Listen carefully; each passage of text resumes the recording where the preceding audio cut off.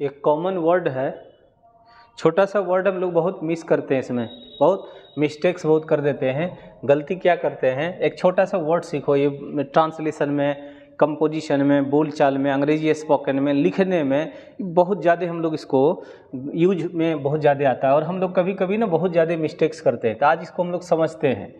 B का मतलब और गेट का मतलब, बी और गेट दोनों का मतलब होता है होना या बनना।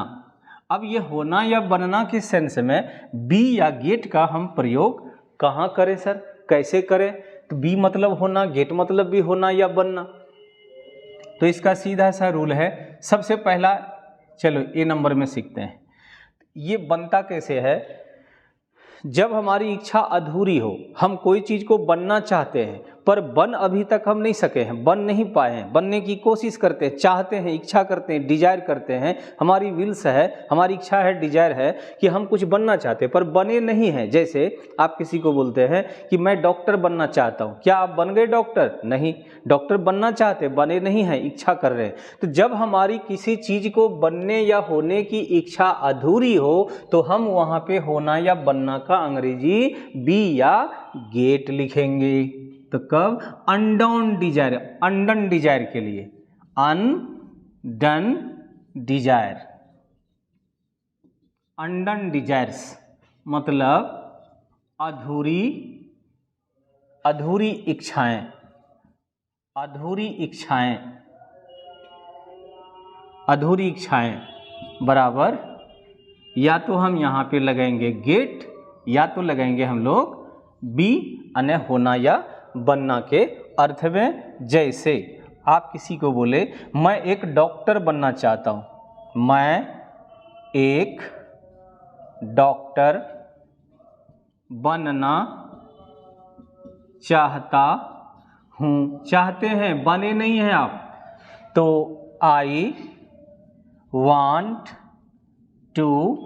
अब यहीं पे बनना का या तो आप बी लगा देंगे या तो गेट लगा देंगे और फिर लगा देंगे a doctor, a doctor. I want to be या गेट ए डॉक्टर, मैं एक डॉक्टर बनना चाहता हूँ। तो अधूरी इच्छा को व्यक्त करने के लिए ही केवल हम बी या गेट लगाएंगे, बी या गेट लगाएंगे।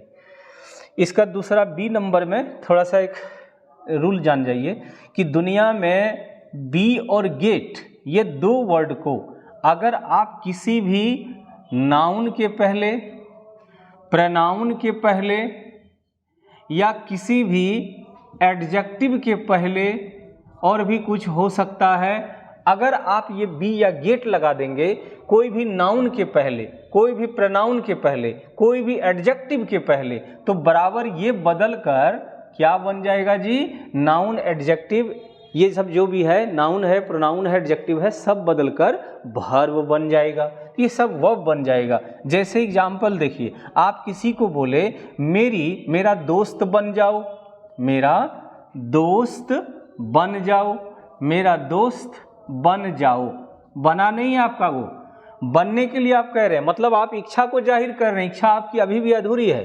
तो यहाँ लिखेंगे बी माई फ्रेंड, मेरा दोस्त बन जाओ।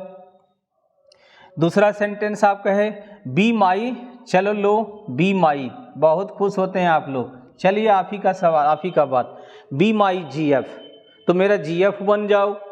तो इस तरह से बी या गेट का प्रयोग हम नाउन, एडजेक्टिव, मेरा अच्छा दोस्त बन जाओ, तो बी माई गुड फ्रेंड, मेरा अच्छा दोस्त बन जाओ। तो इस तरह से जितना भी है, आप कह रहे कि मेरे सोने के लिए मेरे नींद का तकिया बन जाओ, तो be my pillow of sleeping. तो इस तरह से कोई भी नाउन, एडजेक्टिव, प्रोनाउन के पहले अगर हम बी या गेट लगा देते हैं तो वह हमारा बदलकर वर्ब का काम करने लगता है। दूसरा में चलते हैं। अब बीकम कब लगता है सर? बीकम, इसका भी मतलब होता है होना या बनना, होना या बनना। बीकम हम तब लगाएंगे जब हमारी अधूरी इच्छा जब पूरी हो जाए, जब हमारी कोई इच्छा अधूरी है, अनडन डिजायर है, जब वो हमारी पूरी हो जाए, जब किसी चीज़ को हम बनना चाहते हैं और वो हम बन गए या फिर हो गए, तो ऐसे कंडीशन में हम बीकम चलेंगे। तो बीकम का फॉर्म कैसे चलता है ये देखिए, बीकम ये हो गया V1 बीकम, इसी का V2 कर देंगे तो बीकेम, और इसी का अगर हम V3 कर देंगे तो फिर आपका ये हो जाएगा बीकम।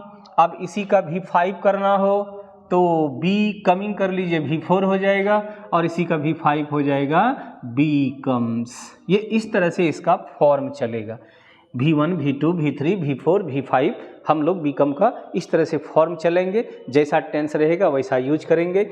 लेकिन जब आप कोई इच्छा को पूरा कर लेते हैं तो तब आप वहाँ पे बीकम का चलाइएगा। जैसे आप किसी को बोले कि मैं इंजीनियर बन गया, मैं इंजीनियर बन गया या हो गया, बन गया या हो गया, हो गया, बन गया या हो गया, मैं इंजीनियर बन गया या मैं इंजीनियर हो गया। तो हो गए तो इच्छा पूरी हो गई ना, तो यहीं लगाएंगे आई, और यहाँ बीकेम V2 लगेगा, बीकेम एन इंजीनियर। तो ये हो गया बी गेट और बीकम। चलिए तीसरा पॉइंट हमारा क्या है, एक और आता है इसमें OCCUR, अकर। अकर का मतलब भी होता है होना या फिर बनना। अकर मतलब भी होता है होना या बनना। अकर कब लगाएंगे जी, जब कोई अकरेंस होता है। अकरेंस मतलब अशुभ घटना। तो जब हमारे साथ कोई अशुभ घटना घट रहा हो, जैसे चोरी हो गई तो चोरी होना अशुभ घटना है, डकैती होना अशुभ घटना है। तो जब चोरी हो, डकैती हो, अशुभ घटना हो, भूकंप हो गई, तो ये सब तरह की चीज, जैसे अभी भूकंप हो गई है, सीरिया में हो गया, तुर्की में हो गया, इधर आपको कुछ दिन पहले हम लोग का बद्रीनाथ धाम में, ये जोशी मठ में हो गया। तो ये सब कुछ जो घटनाएं घटती है, जो अशुभ होता है, तो अशुभ घटनाओं को व्यक्त करने के लिए हम लोग होना या बनना के अर्थ में अकर लगाएंगे। अकर, अकर्ड, अकर्स, अकरिंग, इस तरह से इसका फॉर्म चलेगा।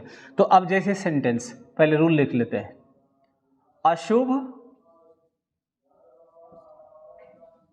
घटनाओं के लिए, अशुभ घटनाओं के लिए किसका प्रयोग, बराबर अकर का हम लोग यूज करेंगे, अकर का यूज करेंगे। जैसे सेंटेंस भूकंप हो गई तो भूकंप का क्या लिखेंगे, एन अर्थ क्वेक, एन अर्थ क्वेक, OCCURED, अकर्ड, ये हो गया आपका भूकंप हो गई। यहाँ पे हैपन ओपन ये सब नहीं लगाइएगा, वो फिर सेंटेंस आपका गलत हो जाएगा। हैपन भी आ रहा आपका इसके बाद। एक होता है टेक प्लेस, टेक प्लेस, इसका भी मीन्स होता है होना या बनना, होना या बनना। ये सब कोई क्लास की नहीं होती, अंग्रेजी कोई क्लास के लिए ही नहीं है। इंग्लिश जानते हैं तो ठीक, नहीं जानते हैं तो हर क्लास के लिए चलेगा ही। इंग्लिश में ग्रामर में कोई क्लास नहीं होती है, एक जूनियर होता है और एक सीनियर होता है। कोई भी बच्चा, चाहे वो कंपटीशन का है, आप चाहे आप 2 क्लास का है, चाहे 9th 10th का है, चाहे +2 का है या ग्रेजुएशन का है, उससे कोई लेना देना नहीं है। ग्रामर को इससे कोई लेना देना नहीं है। In which class do you study, इससे कोई मतलब ही नहीं ग्रामर को। ग्रामर को ये सिर्फ मतलब है कि अगर आप जानते हैं तो ठीक, नहीं जानते हैं तो आप पढ़ सकते हैं, ये सबको काम आता है। तो टेक प्लेस का मतलब होना या बनना होता है। कब लगाएंगे जी होना या बनना के अर्थ में जी टेक प्लेस, तो जब काम शुभ हो, कोई शुभ काम हो रहा हो तो हम वहां टेक प्लेस लगाएंगे। टेक प्लेस में देखिएगा, टेक वर्ब है, प्लेस नहीं, प्लेस कांस्टेंट वर्ड है। टेक, टुक, टेक्स, टेकिंग, टेकन, इस तरह से चलेगा। टेक, टुक, टेकन, टेक्स V5 हो गया और फिर टेकिंग हो गया V4। इस तरह से इसका फॉर्म चलेगा। और जब शुभ काम, तो किसके लिए, शुभ कार्य के लिए, शुभ कार्य, हॉली वर्क, शुभ कार्य के लिए। शुभ कार्य अगर कहीं हो रहा हो तो बराबर हम लोग वहां पे होना का यूज क्या कर देंगे जी, टेक प्लेस। जैसे आप सेंटेंस किसी को बोले कि कीर्तन हो रही है, कीर्तन हो रही है, कीर्तन का अंग्रेजी होता है हाइम, HYMN, हाइम। कीर्तन हो रही है, इज टेकिंग प्लेस। कीर्तन होना, भजन होना, जलसा होना, शादी हो रही है, शादी होना, क्या ये शुभ कार्य है ना? शुभ कार्य अगर है तो फिर ऐसे कंडीशन में हम टेक प्लेस का यूज करेंगे। और अब अंतिम रूल है एक हैपन, HAPPEN, हैपन। हैपन का मतलब होना, हैपन का भी मतलब होता है होना। अब हैपन का फिक्स्ड प्रीपोजिशन टू होता है, इसलिए हम ब्रैकेट में आपको टू लिख दिए हैं कि हैपन वर्ड जब भी आगे बढ़ेगा, कोई ऑब्जेक्ट लेगा अपने बाद, तो आप अपने साथ ये हमेशा प्रीपोजिशन टू लेता है, इसलिए हम ब्रैकेट में टू लिखे हैं। तो हैपन होना कब? जब कोई कार्य न शुभ का पता चलता हो कार्य से और न ही अशुभ का पता चलता हो, न शुभ का न ही अशुभ का पता चलता हो, तो ऐसे कंडीशन में हम होना का अंग्रेजी हैपन लिखेंगे। जैसे आप किसी को बोले क्या होता है जब, तो क्या होता है जब ये मालूम ही नहीं है कि होता क्या है, तो हमको पता कैसे चलेगी कि ये शुभ है कि अशुभ है? तो ऐसे कंडीशन में हम हैपन लिखेंगे। तो जैसे आपको कोई सेंटेंस दिया कि ऐसा होता है, ऐसा होता है में ये पता ही नहीं चल रहा है कि कैसा होता है, तो हम कैसे जानेंगे सर जी कि ये शुभ है या अशुभ है? तो ऐसे कंडीशन में जब पता ही नहीं चलता है कि शुभ और अशुभ है, तो तब हम यहाँ होना का अंग्रेजी हैपन लिखेंगे। तो आपका सेंटेंस बनेगा इट हैपेंस, ऐसा होता है। इट हैपेंस, ऐसा होता है। ऐसा तुम्हारे साथ होता है, इट हैपेंस टू यू।